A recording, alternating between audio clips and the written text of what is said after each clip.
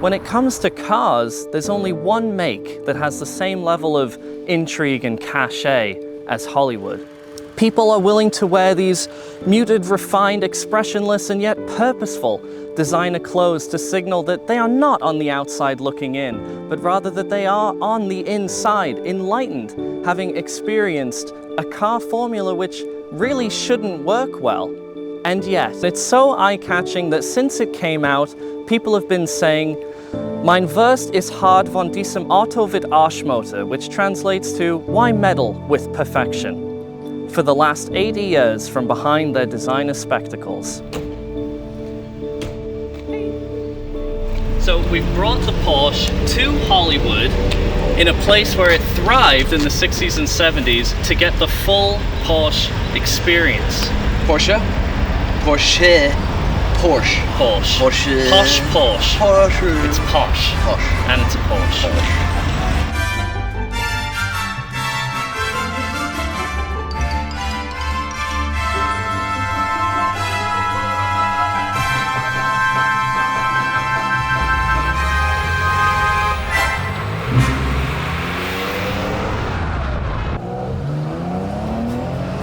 Oh, hell yeah. Oh my god. It does sound great. It does sound good. How the hell did they do that? It's that flat six, and it's got an open intake, carbureted, and that gives you some of that nice sound.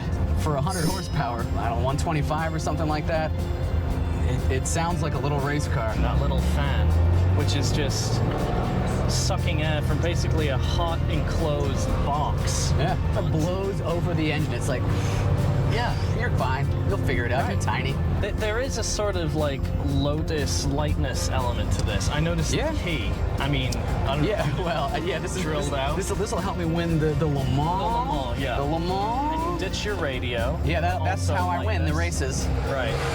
It is a light car. I think it's like 2,400 pounds, and the gearing is very short, so it feels significantly faster than it is until you find yourself drag racing a minivan and lose handily. But it lets me shift through the gears on a slow road like Mulholland, for example, and you can still take it on a fast road like Angeles Crest or the highway. And that's the thing. The Porsches are always good on fast roads. Yeah. Like, the MGA is just, it doesn't have the chooch. It runs out of steam. Yeah. That's similar to the MGB. MGB is real fun on Mulholland. It's also fun on the Crest, but I just stop accelerating once I hit a certain Exactly. speed. Whereas this, you can kind of keep going. Just a couple cheeky pricks in a Porsche Yeah. driving down Hollywood. It's amazing how little this has changed. It hasn't changed at all. That's a huge benefit of these suckers. From like 65 or really 69 to 89, they're mostly the same. And the principle hasn't changed. Like, it's, No. I mean, they use the same Put the engine in the back like an asshole design. and then figure the rest out. I was starting to fall for the Porsche's unique design and apparent pragmatism. Something that works well makes you feel and look good. A point that was proven no sooner than when a random passerby recognized our evident stateliness as we discussed the color of See, Will's you love car. your dark blue, I don't do you? like my dark blue quite a bit. Hey! Do you know him? No. What the fuck was that? I don't know. Stardom naturally came with Porschedom, but the benefit was you didn't have to be a star to buy one. Fundamentally, it was a people's car with an aerodynamic body, and that meant it had been developed to go anywhere and do just about anything. Dies ist Porsche. Look at Dr. Ferry Porsche sitting here on this flower sofa. He looks like a stern man, an engineer, someone who just wanted to try and do something properly for once. They did crash testing, built race cars, manufactured precision engines. Porsche engineers and the people who built them were a force of nature. Very rarely did they drop the ball and build something so slow it could be overtaken by an MG. They were usually out in front, outdoing all competition. And it was this Germanic dedication to the perfection of the people's car that led them to develop something that was sought after by both stars and mere mortals alike. It's a good coupe. I feel classy in it. I must admit, I like to be seen in the thing.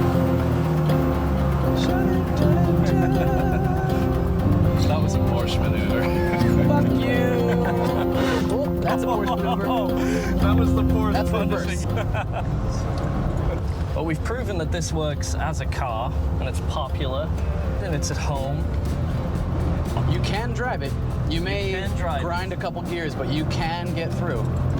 And you will get shouted out by passerbys who are envious of your present situation. Hollywood is a classy place. It's very look at me. And while you're not a look at me kind of guy, the car is still at home here, you know?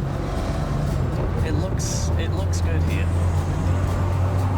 It's a little celebrity. But it has that duality of it being an excellent sports car.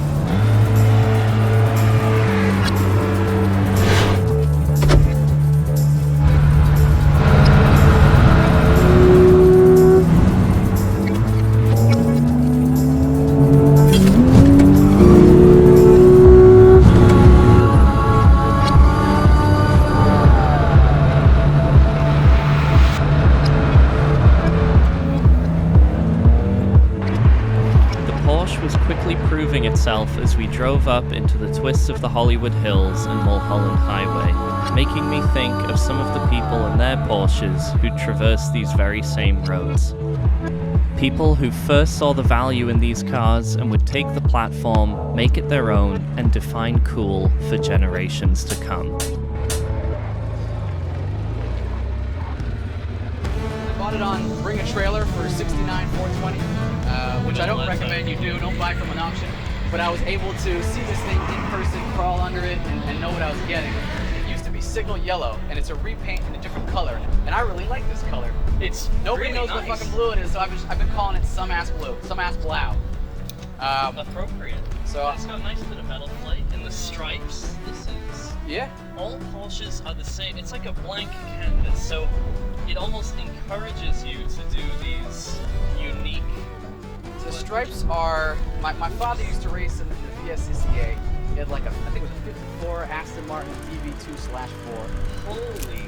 I think he paid like $6,000, maybe $8,000 for this car, got it running, got it sorted, and then he went racing. And he put stripes on it to differentiate from like the $1 million Bugattis that he was racing against and all this shit. And then he started putting it on his personal cars, and I was a teenager, I thought it was the coolest thing, and I haven't really grown up since then. So I wound up buying it on auction, and then of course I had to fix a bunch of crap, and now it's great. Well, we've proven that it drives really nicely, and I don't know how, right? Like, the fundamental design has no right to work. I mean, all of the junk is in the trunk, and only the juice is up front. You've got a massive engine hanging entirely off the back axle, and yes, somehow it works. How does it work? They started with a bug, and then they got engineers on it and made it better. It's essentially a fancy Beetle, which I think is kind of neat. I mean, Saab made a couple of two-stroke rear engine cars, but they never mass-produced those. Tatra, Czechoslovakians had a bash at it in like, what is that, 30s, 40s? They had a bash at it. This is the only one. It's a totally unique principle, and they are the only ones that have been able to figure out how to mass-produce it.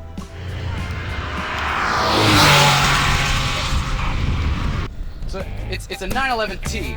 A friend of mine is a nasty photographer, Kate. She took like a really artistic photo of the 911T that was on the back of the thing, and somebody commented that they were like, oh, I thought it said slut at first. And I'm looking at it, and I'm like, holy shit, it does look like it says really slut. It does like it says slut. So I grabbed myself a Sharpie, and I embellished a little bit in there, and now it's the slut. It's the slut Porsche. It's the slut Porsche. I ordered plates that say Schlampe, which is sort of the German word for slut. And with that valuable observation made, Will handed me the keys for our drive back down into town. It's a weird car, and it takes getting used to. Well, don't worry, I'm not going to try and set any records here. But if you can drive an MGA, you can drive an M911.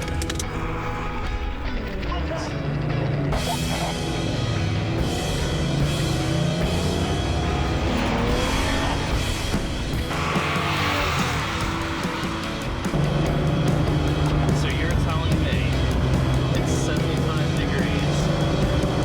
We're on Mulholland.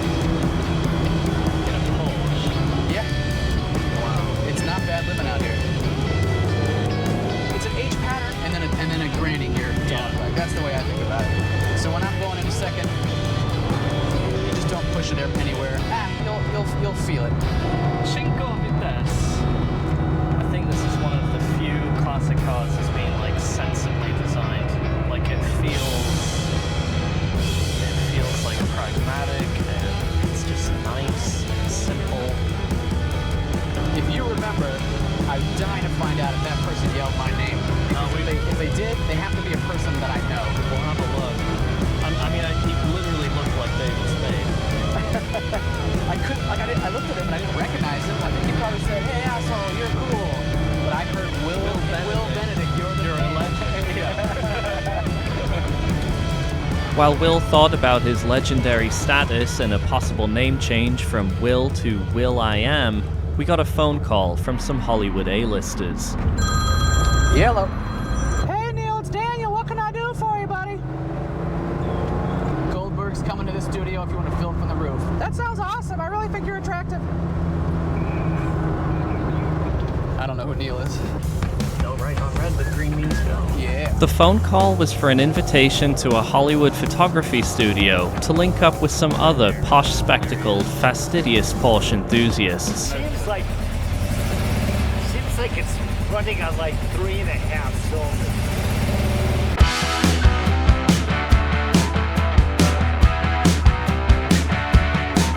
There was a smorgasbord of Porsches to look at, everything from early 356s to the 914 and even a modern 911.